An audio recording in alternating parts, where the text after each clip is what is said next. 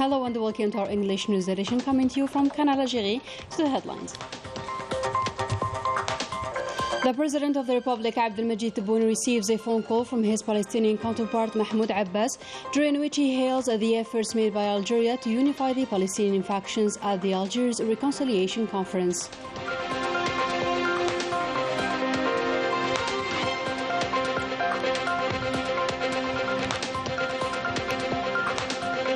The President of the Republic chairs on Sunday a meeting of the Council of Ministers, the details of which are to be unveiled during this news edition.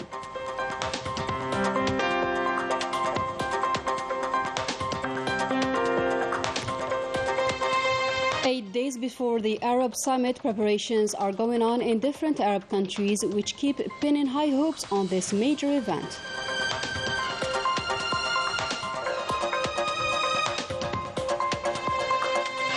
And the proceedings of the International Union's Solidarity Forum winds up with a large participation, denoting the immense support for the Sahrawi cause.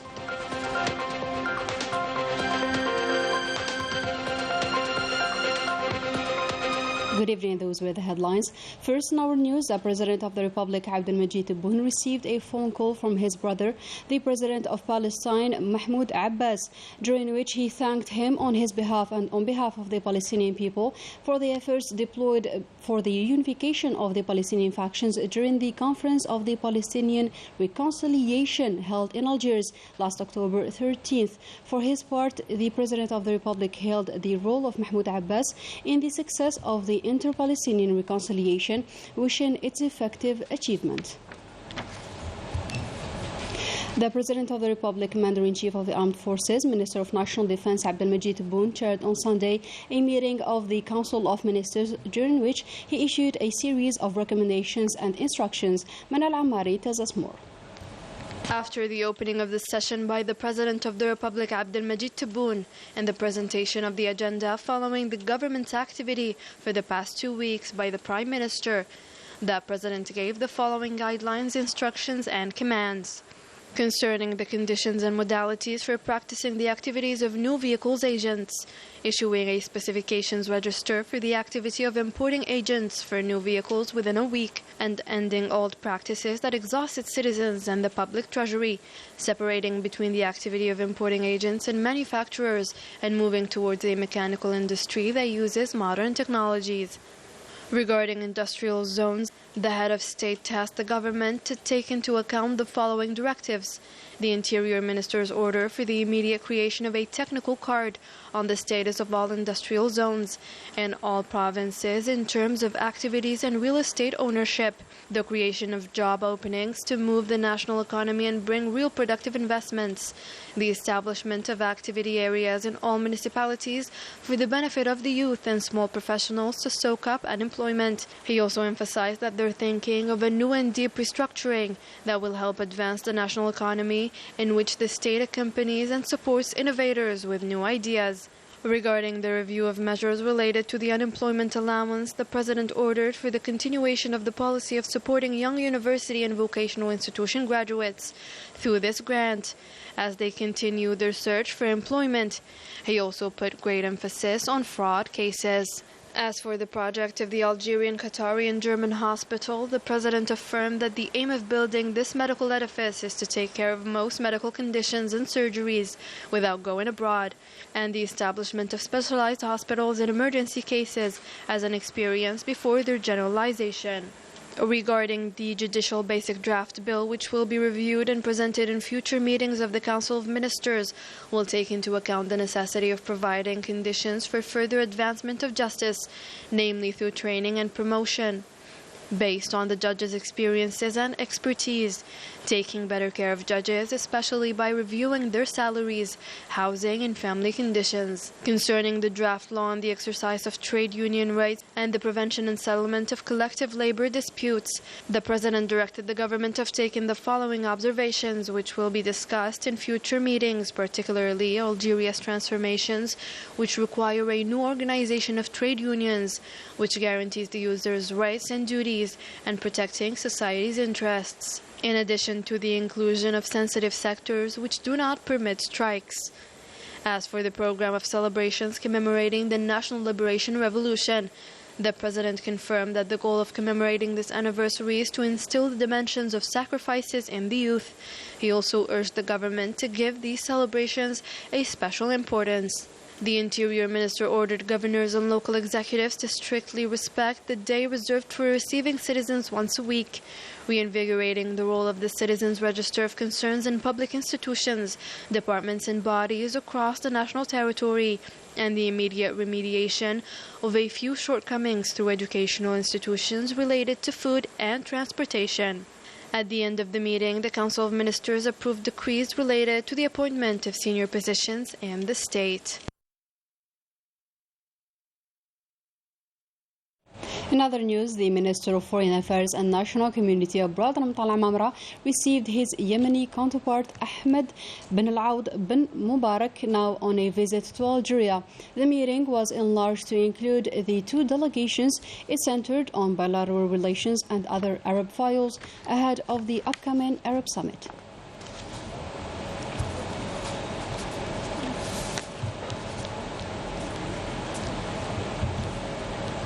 Moving on to Lebanon, where our colleague Amal Bouaqba asked some journalists about their opinion regarding the upcoming Arab Summit, as well as the Palestinian cause. Commentary by Rani Al-Bahri.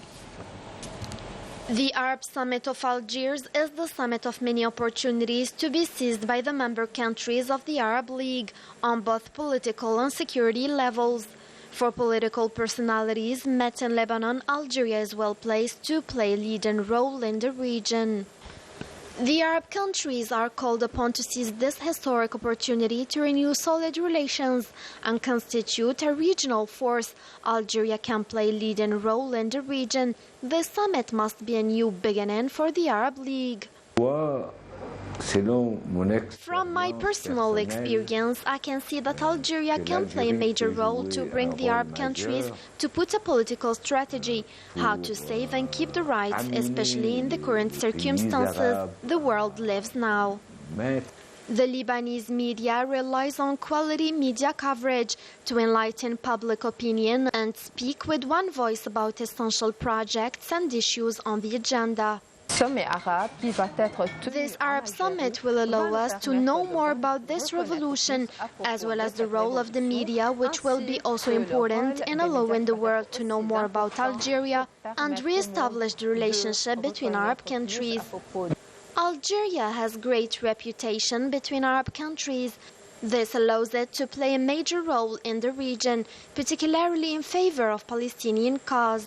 The Arab Summit of Algiers is a summit of all challenges in the world, marked by deep changes. Let's move now to Kuwait for another statement made by the head of the Infirad Strategic Consultations Center, Abdul Muhsin Lafi Eshemri, an admirer of Algeria's key role in unifying the Arab ranks. Algeria, with its glorious history and its martyrs, is a country of generosity and loyalty to Arab causes, with its participation in several forums and conferences in the Arab world, like the United Arab Emirates, Kuwait, Saudi Arabia and Egypt. Algeria is making tremendous efforts to close the Arab ranks. In fact, this summit will be crowned with success.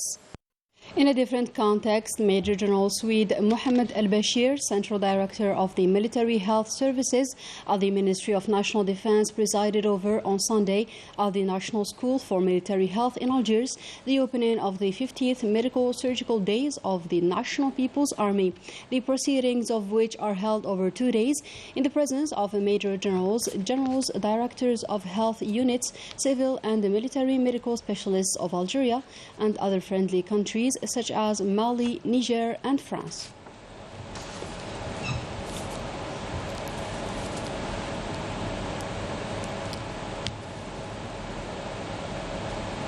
The proceedings of the International Union Solidarity Forum wound up with a large participation, denoting the immense support of the Sahrawi cause, which is gaining a worldwide echo.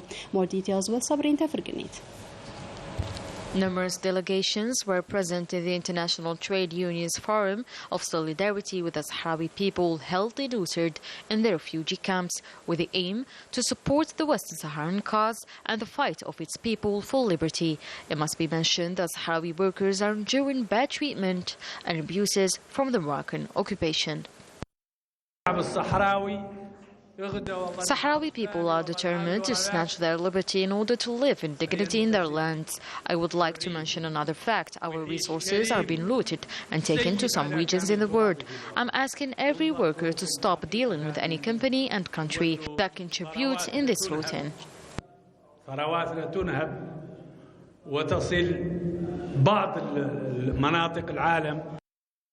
The conferences and the workshops wound up with a statement that includes recommendations calling on the international community to put an end to the continuous human rights violations in the occupied cities and to reinforce coordination with the human rights organizations network so as to step up solidarity actions with the Sahrawi people across the world. We are calling for putting an end to every form of discrimination to remove the blockade being imposed by the Moroccan occupier, affecting workers in the occupied cities who are peacefully fighting for liberty, self-determination and their rights. We also call for the release of the Sahrawi people, political and civilian detainees. Venezuela supports the Sahrawi cause and the right for its people to self-determination. It is for us a fight for survival that cannot be carried out without safeguarding and claiming our identity. It is a way of existing. The closing ceremony was marked with the announcement of the creation of an international trade union network for solidarity with the Sahrawi people, an important step made within the framework of fighting for liberty. Still in the refugee camps, where the Sahrawi people are leading a normal life, a case which goes against the bad image being disseminated by the Moroccan propaganda. Let's discover more in this filed report by Fatima Zohra bin Farjallah, taken up by Rania al-Bahri. Sahrawi refugees in the camps enjoy a decent life where all humanitarian and sanitary conditions are guaranteed to them, with the observation of humanitarian organizations and foreign media, an observation that rightly denies the lies disseminated by the Moroccan media. We must remain united. I hope to get our independence soon. We are Sahrawi refugees and we hope to get our independence soon. We must continue our fight. The international coordination is in solidarity with the Sahrawi people. Moreover, we often visit them and stay in contact with them. We must not forget that Morocco acts as a colonizer by using all illegitimate means. It denies us access to the occupied territories of Western Sahara. I am a Spanish journalist for the Spanish print media. I work on the issue of Western Sahara. I practice freely in Tindouf camps and I convey information objectively. Before I arrived here at Tindouf refugee camp, I had no knowledge of the living conditions, but now I realize that they live freely and fight for their fair cause and their independence. International media and NGOs move and carry out their mission in complete freedom in the Sahrawi refugee camps of Tindouf, while they are subjected to a total media blockade by the Moroccan occupier in violation of the UN Charter guaranteeing the right to information and movement. We are a group of young Sahrawi journalists. We have decided to create our media group to put a barrier to the propaganda of the media of the Moroccan occupier and break the blockade imposed in the occupied Sahrawi territories. The Moroccan colonizer respects neither justice nor international rights, banning peaceful demonstrations, prohibiting access to the occupied territories to international observers. They even use Pegasus program to spy on Sahrawi militants. The Makhzen regime uses all forms of disinformation to hide its abuses and horrors perpetrated in the occupied Sahrawi territories. But the fight of the Sahrawi people goes on despite all odds. And we wrap up our today's news edition with the Spanish Coordination of Solidarity Associations with Western Sahara, which called for a protest on November 12th in Madrid to denounce the agreement signed on 1975 in the Spanish capital and which established the illegal partition of the territory of Western Sahara, illegally occupied by Morocco for 47 years. The protest will be held under the slogan, "They won't silence us, free Sahara now. The only solution is self-determination." The protest will take place from La Calle de Ochoa to the Plaza de Santa Ana. That was it for our news edition for today. Thank you for tuning in and goodbye.